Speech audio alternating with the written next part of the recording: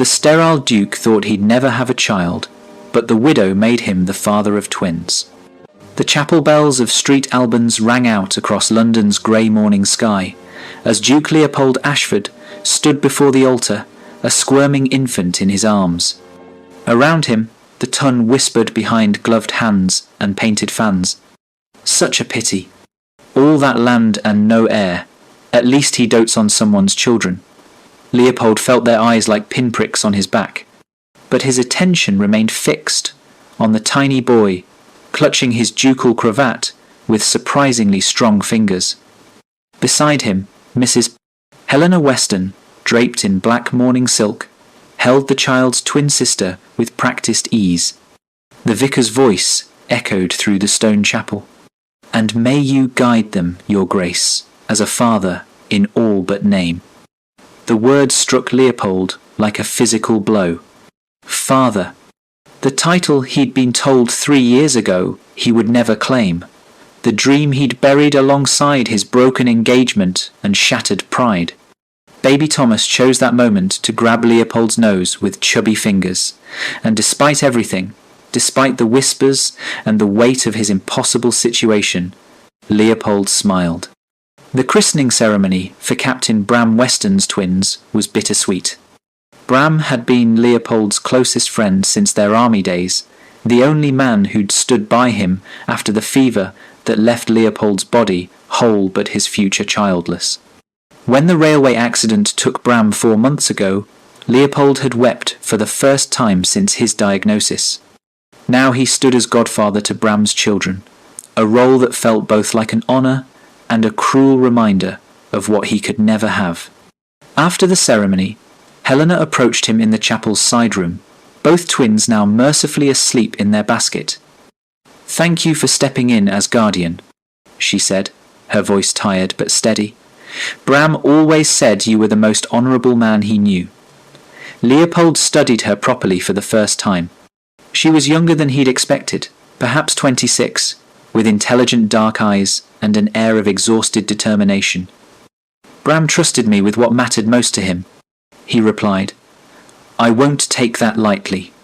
Before Helena could respond, baby Clara made a small sound and promptly spit up on Leopold's perfectly pressed coat. Helena's hands flew to her mouth in horror, but Leopold surprised himself by laughing, actually laughing, for the first time in what felt like years. "It seems your daughter has rendered judgment on ducal fashion," he said, attempting to wipe the mess with his handkerchief. Helena's shoulders relaxed slightly, and something that might have been the beginning of a smile touched her lips. "Clara has always had strong opinions," she said softly. That night, alone in his study with brandy and legal papers, Leopold signed the guardianship documents Bram's will had outlined. The solicitor, an elderly man who'd served the Ashford family for decades, remarked as Leopold's pen scratched across parchment, "In practice, Your Grace, you'll be a father to them. Everything but the name." Leopold stared at the ink drying over his signature, feeling the weight of those words settle in his chest. "A sterile duke," he whispered, half in wonder, half in pain. "And yet somehow a father of twins?" 1. 5 days after the christening, Helena Weston sat in the cramped townhouse Bram had rented before his death, fighting back tears as both twins wailed in perfect, ear-splitting harmony. The milk bill sat unpaid on the table beside an increasingly stern letter from her late husband's creditors. Bram had been brave, loyal, and utterly terrible with money. His gambling debts and unpaid loans were now being called in, and Helena's small widow's pension wouldn't begin to cover them. The worst part was the letter from Bram's mother, written in careful, cold script. "We propose to take young Thomas to raise properly in the country. You may, of course, keep the girl." Helena had crumpled the letter in her fist, rage and fear warring in her chest. They wanted to split her children, tear them apart, because they deemed a widowed mother with debts too scandalous to keep both over her dead body. She'd arranged a meeting with Duke Leopold at his London house that afternoon, leaving the twins with her one trusted friend, a former army nurse named Mrs. Price. As Helena waited in Leopold's formal drawing room, surrounded by paintings of noble Ashford ancestors, she felt acutely aware of her worn black dress and scuffed boots. This was a mistake. What could a duke possibly do about her problems? When Leopold entered, he looked different than he had at the christening, more guarded, more carefully composed. "Mrs. Weston," he greeted her formally. "How may I assist you?" Helena had prepared a polite speech, but exhaustion made her blunt. "I need help negotiating with my late husband's creditors," she said, "and I need to ensure that the guardianship you've accepted doesn't give Bram's family grounds to separate my children." Leopold's expression shifted, calculation flickering behind his eyes. He gestured for her to sit and listened without interruption as she laid out her situation.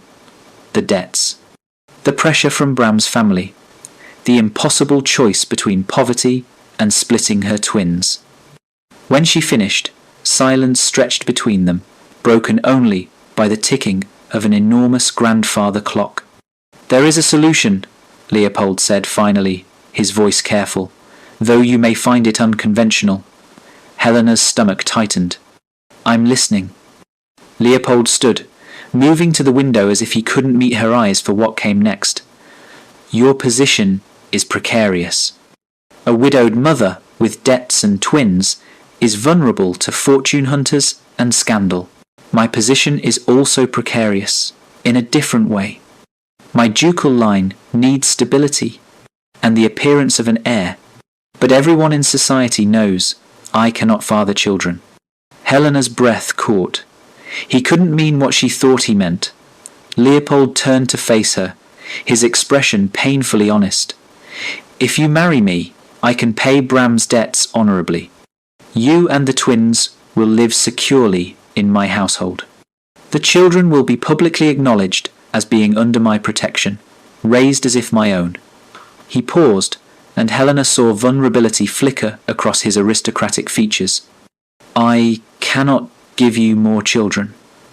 The doctors say it is unlikely after a fever I contracted during the war. But I can give your existing ones a future." Helena stood abruptly, her mind reeling. "You're proposing marriage, a marriage of arrangement?" "Yes," Leopold said simply. "I won't dress it up as romance or affection, but it would solve both our problems." Helena's first instinct was to refuse. She'd promised herself, after Bram's death, that she'd never marry for convenience, never trade herself for security. Bram had been a love match, messy and chaotic and real. But as she thought of Thomas and Clara, of the letter proposing to split them, her resolve wavered. Before she could respond, a maid burst into the room carrying Clara, whose gown was thoroughly soiled.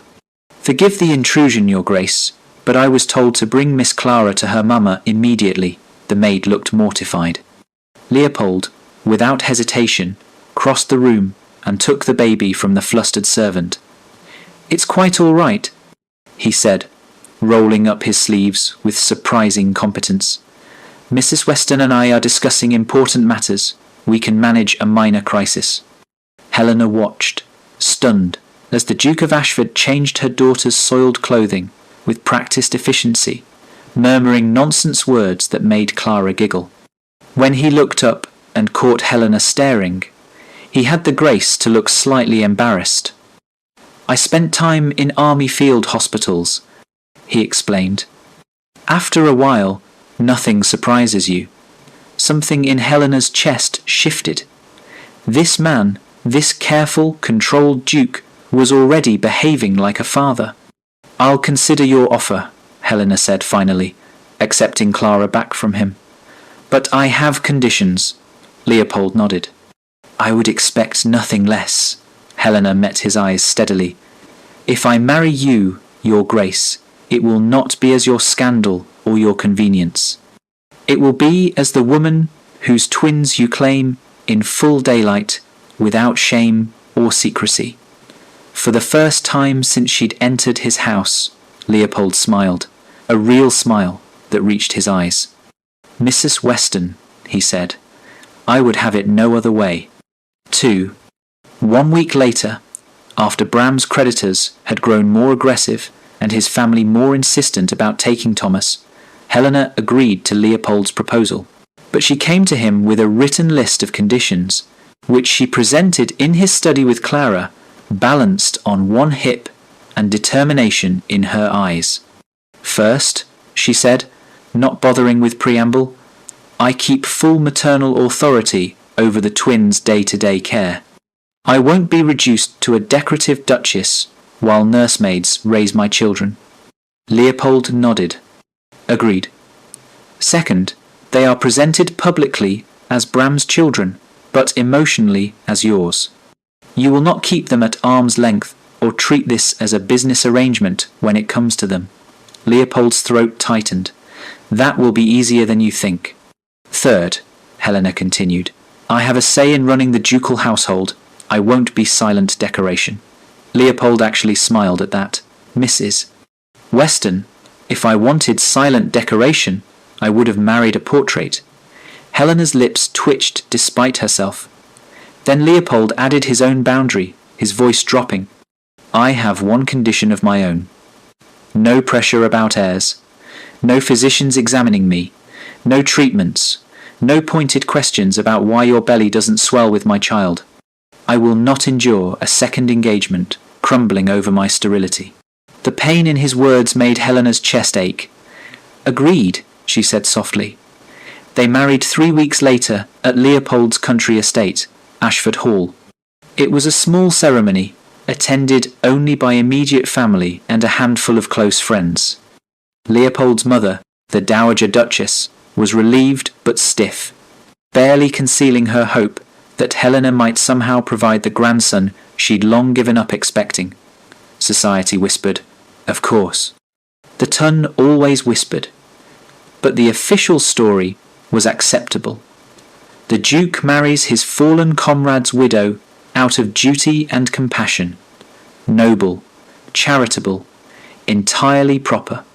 The new domestic reality proved more chaotic than Leopold had anticipated.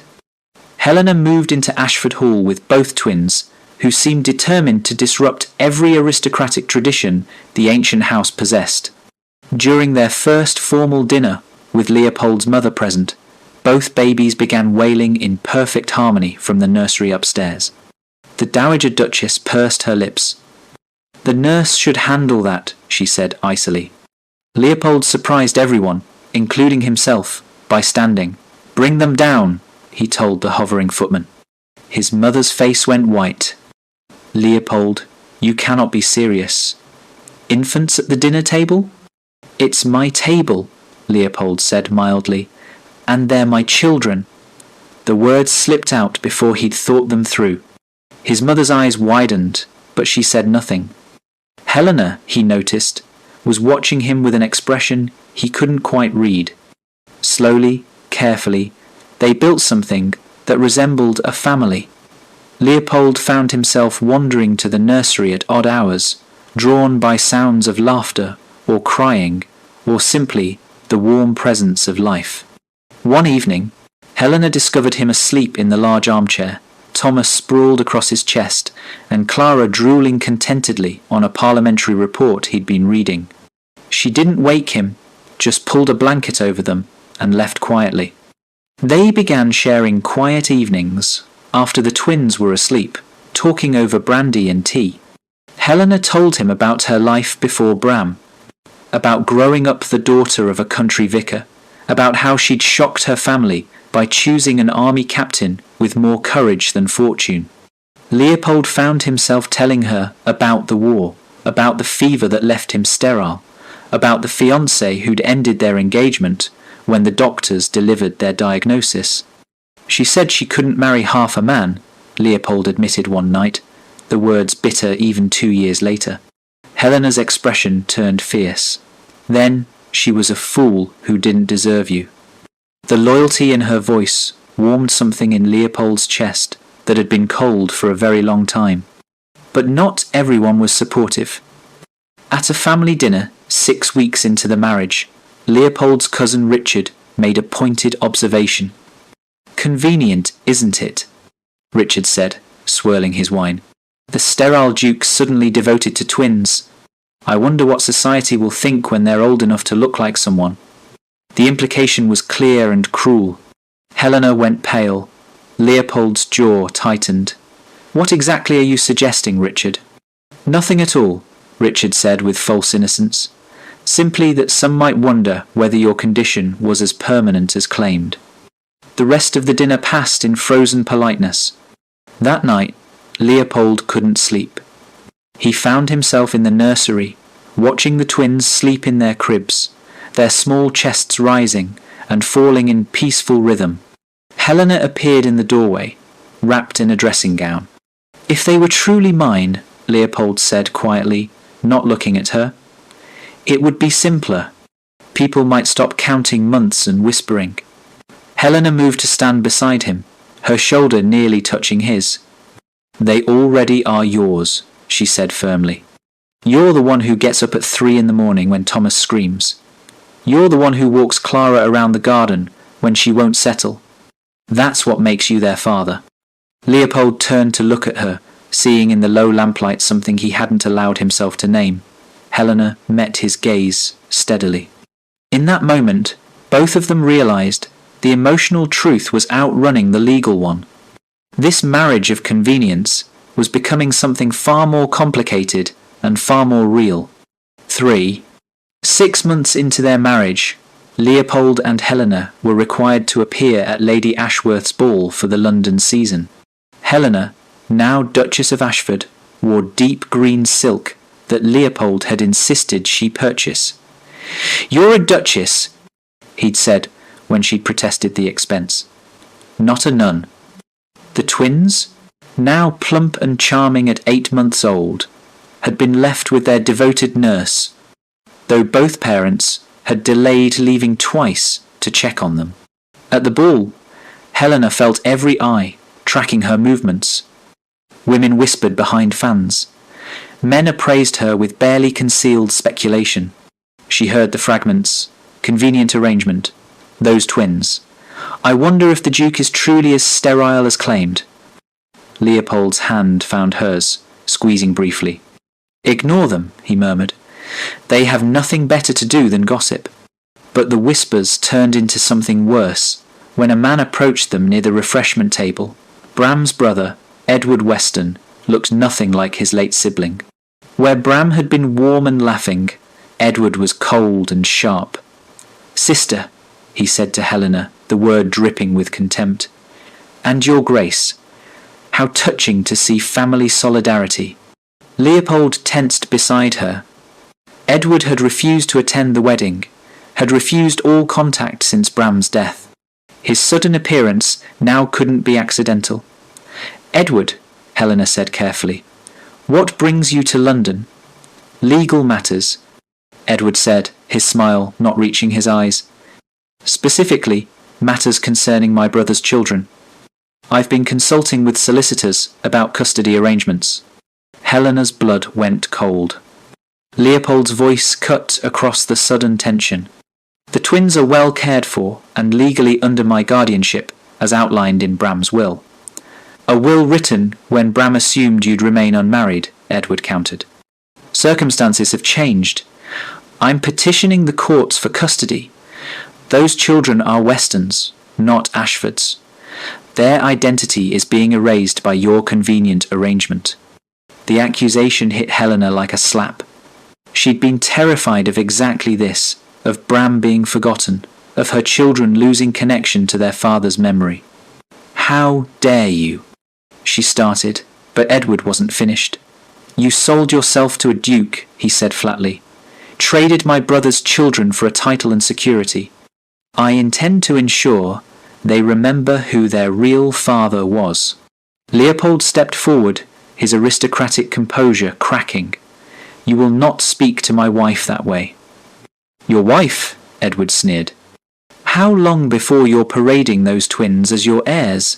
Everyone knows you can't father children of your own. How convenient that 2 appeared just when your line needed saving."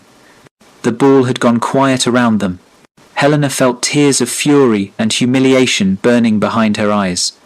The ride home was silent and terrible. Leopold stared out the carriage window.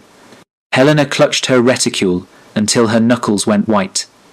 Once inside Ashford Hall, the argument erupted. "He has no right," Helena said, her voice shaking. "No right to question how we're raising them." "He has every right," Leopold replied harshly. "He's blood family. I'm just the convenient guardian who stepped in." "Is that truly what you think?" Helena demanded. "That you're just convenient?" "What else am I?" Leopold's control finally shattered. "I can't give you children, Helena. Everyone knows it. Every time we appear in public with the twins, people count months and make calculations and whisper about whether the sterile Duke is truly sterile after all. Edward is right. I'm clinging to children who will never carry my name, who will never truly be mine." "They are yours," Helena's voice broke. "In every way that matters, they are yours." "Blood matters," Leopold said bitterly. "In courts, in society, blood is what matters. And they have my name, but not my blood."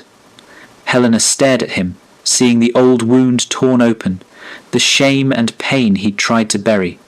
"If that's what you believe," she said quietly, "then perhaps Edward is right about the nature of our arrangement." She left him standing in his study and retreated to the guest wing, taking both twins with her. For 3 days, they maintained careful distance. Leopold buried himself in estate business. Helena cared for the twins in increasing isolation. But Ashford Hall felt wrong without the sounds of family, and both of them felt the absence like a physical ache. On the 4th day, formal legal documents arrived.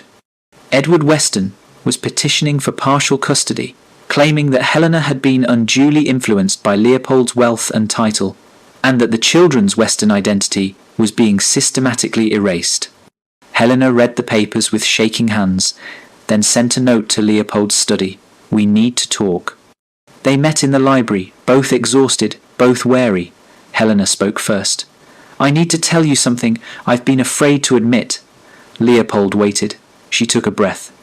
"Part of me has been afraid to let you fully become their father, because it feels like betraying Bram, like I'm erasing him by letting you step into his place.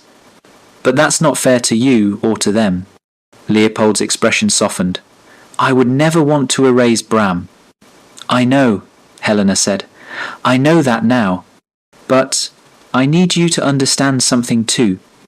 She moved closer, her eyes bright with unshed tears. "You are their father, Leopold, not because of guardianship papers or marriage contracts. Because you love them, because they reach for you when they're frightened and laugh when you make silly faces and fall asleep feeling safe in your arms." Leopold's carefully maintained composure cracked. "The doctors said," he started, his voice rough. "They said I was less than a man, that I would never know what it meant to be a father.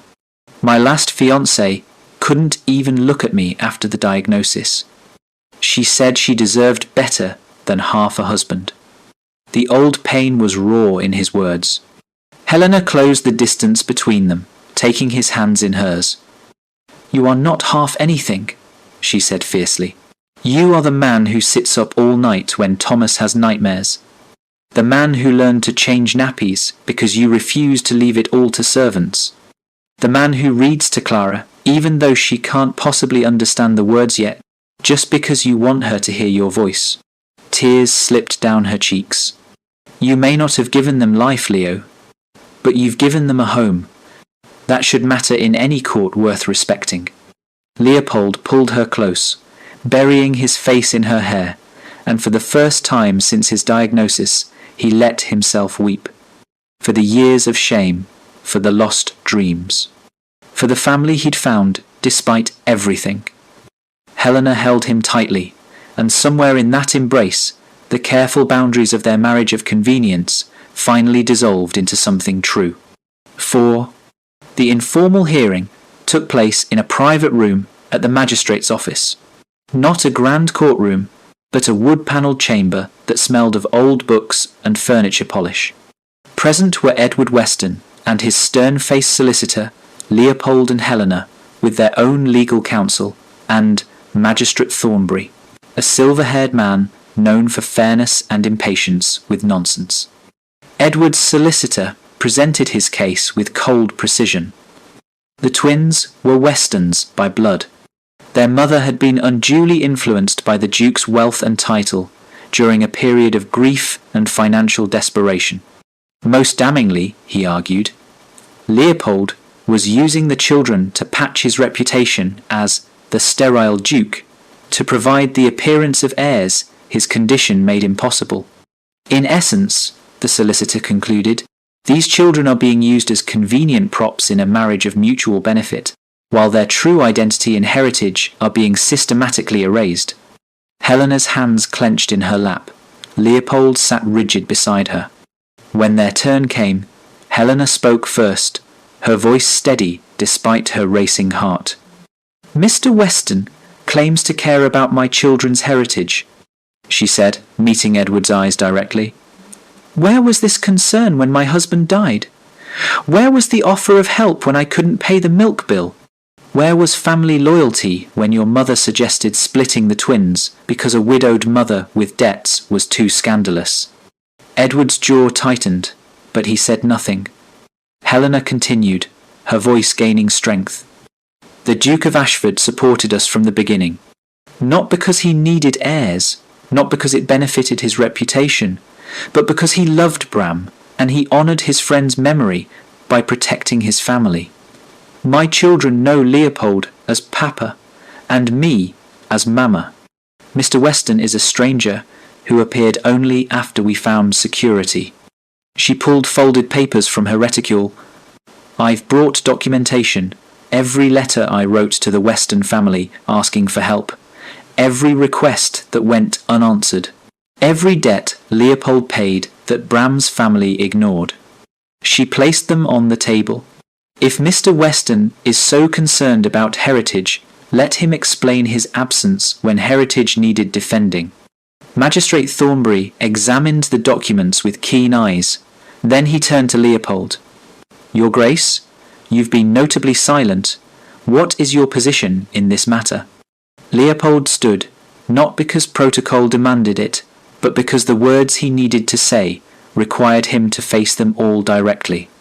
Magistrate Thornbury, when my physicians told me I would likely never father children, I believed my life had ended before it truly began. I grieved for years for a future I thought I'd lost. His voice was calm, but carried weight. Then my closest friend died, and his widow appeared at my door with 2 infants and impossible debts. I could have paid those debts and walked away. Many would say that was the proper aristocratic response. But when Thomas grabbed my finger and wouldn't let go, when Clara fell asleep on my shoulder, I realized something.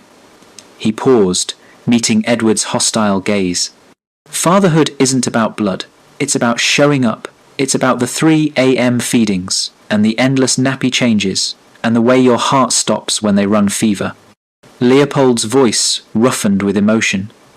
Mr. Weston asks what makes me their father. I'll tell you, it's Thomas reaching for me when he has nightmares. It's Clara laughing at my terrible attempts at lullabies. It's the fact that when my godson cries, it's my shoulder he reaches for, and when my goddaughter laughs, she grabs my finger and won't let go. He looked directly at the magistrate. If that does not make me their father, then the word has lost all meaning. Silence filled the room. Even Edward's solicitor looked uncertain. Magistrate Thornbury studied Leopold for a long moment, then turned to Edward. Mr. Weston, do you love these children? Edward seemed taken aback. They're my brother's offspring. That's not what I asked. Do you love them? Edward struggled visibly. I barely know them. Precisely, Thornbury said quietly. The magistrate's ruling came after a brief recess. Primary custody would remain with Helena as the children's mother. Leopold would continue his role as guardian and stepfather. However, Edward would receive structured visitation rights, ensuring the twins maintained connection to their Western heritage. These children, Thornbury concluded, deserve to know where they came from, but they also deserve stability, love, and parents who demonstrate daily commitment. This arrangement provides both. After the hearing, Edward approached Leopold and Helena in the corridor. His expression was no longer hostile, just tired. "I genuinely believed," he said quietly, "that you were using them." Leopold met his eyes steadily. "I am using them. To teach me what being a father means. To show me that family isn't only about blood. To give my life meaning I thought I'd lost forever." Edward watched through the open door as their nurse brought the twins into the waiting room. Thomas immediately reached for Leopold with a cry of, "Papa!" Leopold scooped him up, and the boy buried his face in Leopold's neck with complete trust. Edward saw it then, the bond that couldn't be fabricated or forced. Bram, Edward said finally, chose his friend well. It wasn't quite an apology, but it was acknowledgement. Helena nodded. "Bram loved your brother. We'll make sure Thomas and Clara know that." 5. 1 year after the hearing, Leopold stood in Ashford Hall's gardens, watching toddlers run with the determined chaos that only 18-month-olds could achieve. Thomas had discovered mud puddles and was systematically destroying his third best outfit. Clara had found a butterfly and was pursuing it with single-minded focus that would inevitably end in tears when it escaped. Helena appeared beside him, slipping her hand into his. "Your mother asked if we'd be attending the Ashworth ball next month," she said. Leopold groaned. "Must we?" "I'm afraid so. Ducal obligations and all that," she smiled. "Though I understand if you'd rather stay home with your children." The possessive pronoun warmed him every time. "Our children," he corrected gently. "Always ours."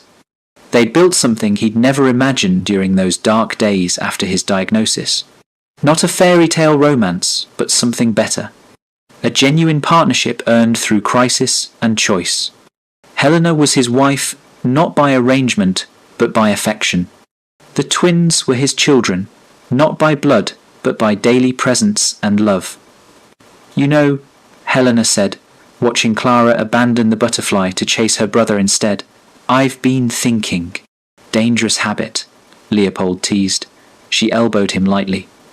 "I've been thinking that we should tell them the truth when they're older. About Bram, about how we came to be a family. All of it." Leopold considered this. "Even the difficult parts?" "Especially the difficult parts," Helena said firmly. "They should know their father was brave and loved them. They should know you chose to become their papa, even though you didn't have to.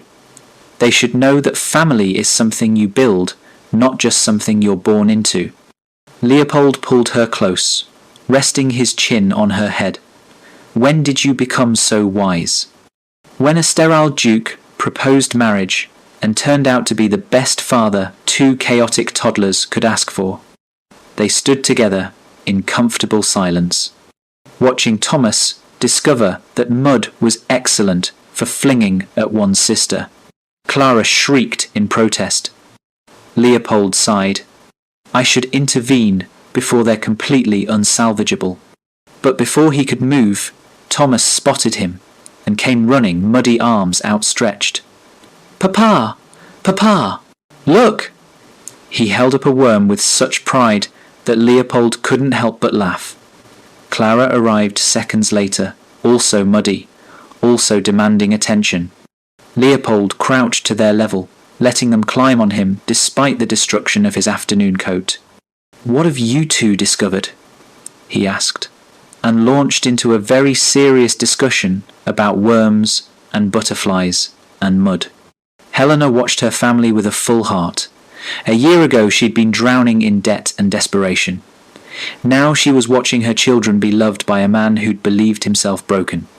Leopold looked up and caught her expression. "What?" he asked. "Just thinking," she said, "about how strange life is. Thomas chose that moment to shove a muddy handful of grass at Leopold's face. Clara thought this was hilarious, and did the same. Leopold accepted his fate with remarkable grace, letting both toddlers decorate him with garden debris, while explaining very seriously why gentlemen typically did not wear mud. Helena laughed until tears ran down her face. Later, after the twins had been bathed and fed and were finally asleep in their nursery, Leopold and Helena sat in their private sitting room. He'd inherited this room from his father, and it still carried traces of Ashford history in every corner. But Helena's books were on the shelves now, and children's toys lived in a basket by the fire. "Do you ever regret it?" Leopold asked quietly. "Marrying me instead of choosing your own path?" Helena looked at him, at this man who'd become far more than a marriage of convenience. "Never," she said firmly. "Do you regret taking on a widow and her complicated children?" Leopold thought about the question seriously. He thought about the years of shame and grief, about believing he was half a man because he couldn't father children. He thought about the first time Thomas called him Papa, and the way Clara reached for him when she was frightened. "I used to mourn what I couldn't have," he said slowly. "I defined myself by what was missing. Then a widow knocked on my door and handed me 2 entire universes." He met Helena's eyes. "You gave me fatherhood when I'd accepted I would never know it. How could I possibly regret that?" Helena crossed the room to sit beside him. "We gave it to each other," she corrected. "You gave my children safety and love. I gave you family." They sat together in the firelight, not speaking, just being present. Upstairs, a faint wail emerged. Clara having a nightmare. Without discussion, Leopold rose to go to her. Helena followed. They stood together in the nursery doorway, watching Leopold lift Clara from her crib and soothe her back to sleep with quiet words and gentle rocking. The title that had once defined him, Sterile Duke, Empty Duke, Duke without heirs, had lost its power completely. Thomas stirred in his crib, reaching out in sleep. Leopold carefully managed to hold both twins, one in each arm, swaying gently. Helena moved to help, but he shook his head slightly. This moment, he wanted to hold on to it. 2 children who didn't share his blood, but shared his heart. 2 small humans who'd taught him that fatherhood was about showing up, about love demonstrated in 1,000 small daily acts. Clara's fingers curled around his collar. Thomas mumbled Papa in his sleep. And Leopold realized that somewhere along the way, through crisis and choice and daily commitment, the widow truly had made him a father of twins. Not in spite of his sterility, but because of everything that came after. Because family wasn't about what you could create from your own body, but what you could build with your whole heart. The sterile Duke stood in the lamplight, holding his sleeping children, and knew himself to be the richest man in England.